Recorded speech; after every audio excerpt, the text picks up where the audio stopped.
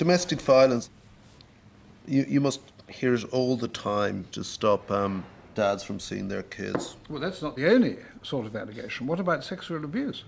It's very easy for the mother to say and very difficult for the father to disprove. Domestic violence has become a fast track to divorce. An awful lot of solicitors internationally will say to women, claim that he hit you because this means that you'll get everything. And then the second thing, if that doesn't work fast enough, they call it the silver bullet in Canada. That means that she claims that he's molested the children. And that means that he is immediately then barred from everything, and the divorce goes straight through, and he loses his children, and he will never see them again.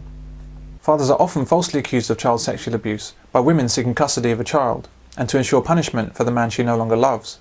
Divorce cases, custody cases, we're seeing more and more and more of that, where the woman wanting to get full custody of the child is suddenly, out of the blue, making allegations that the father has abused the child and is coaching the child to say the same. When you talk to the child, however, and they cannot describe the sounds, the tastes, the smells, and all of that, you can start to know that they've been coached because they're just parroting words.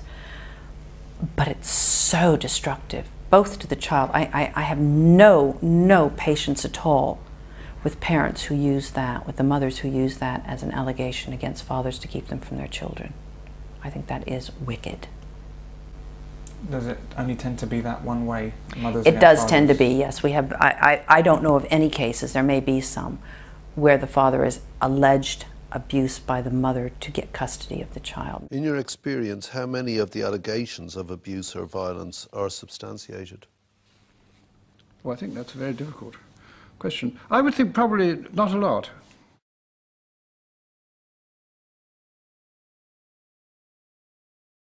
The list of false allegations of rape in the media is long. Here, a court has heard how a professional footballer, Terrell Forbes, and 5 other aspiring players subjected a 15-year-old girl to a horrendous 24-hour ordeal in which she was repeatedly raped and assaulted. In a completely separate case, police said this afternoon the Arsenal footballer Graham Stack has been charged with raping a young woman at his home in London.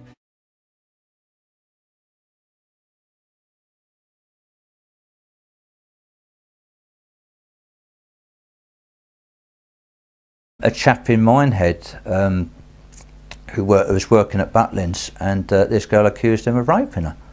I spoke to the mother, the mother of the chap, and anyhow the girl admitted, she said, no, I made it all up, but a bit too late because he'd hung himself.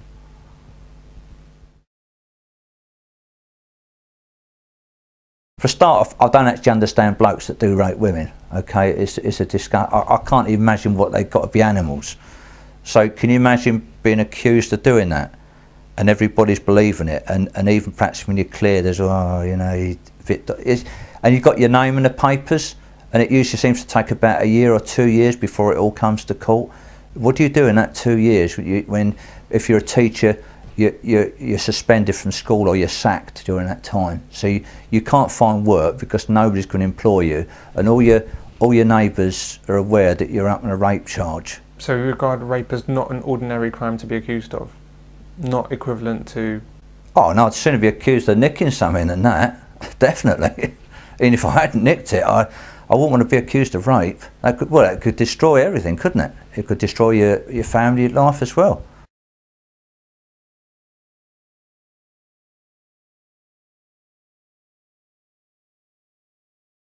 See them in the newspapers, blokes get their names splattered about on rape charges, and then they suddenly find out, well no, actually there was no case because she made it all up.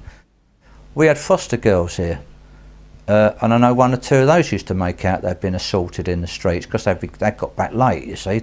So rather than be told off for getting back late, they'd make out, yeah, one of them, she had the police running all around the town of Wells looking for this bloke that assaulted her. There was no bloke at all, he didn't exist. She told us. Well, I was getting back late, so I made up that some bloke got me.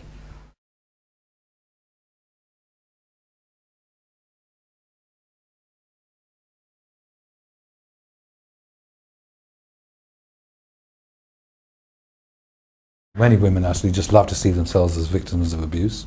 It is a badge of honour which they wear with pride. Women have also been indoctrinated to see almost anything that men do as some form of abuse.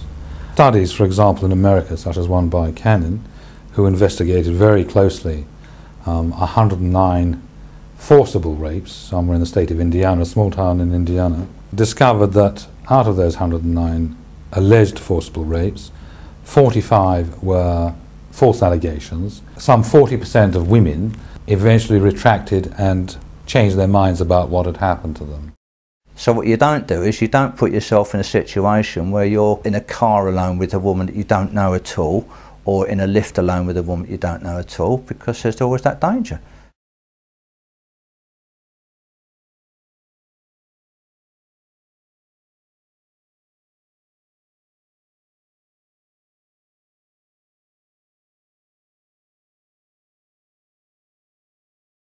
Reinterpretation of a sexual encounter is not rape. Claiming rape and then having consensual sex with someone else later that evening puts the lie to rape. Claiming to have withdrawn consent during sex, but not getting around to mentioning it to the alleged rapist is not rape. An invented sexual encounter is not rape. Consenting sex that only becomes rape when he doesn't call her the next day is not rape. Yet all of these gems have reached jury trial in the UK and the US. The real power of rape lies in the accusation. The truth of the matter is irrelevant. Evidence is irrelevant. The accusation is everything. Women can freely accuse men of rape, with little fear of consequence. I guess it's a horror you can only know once you've actually gone through it.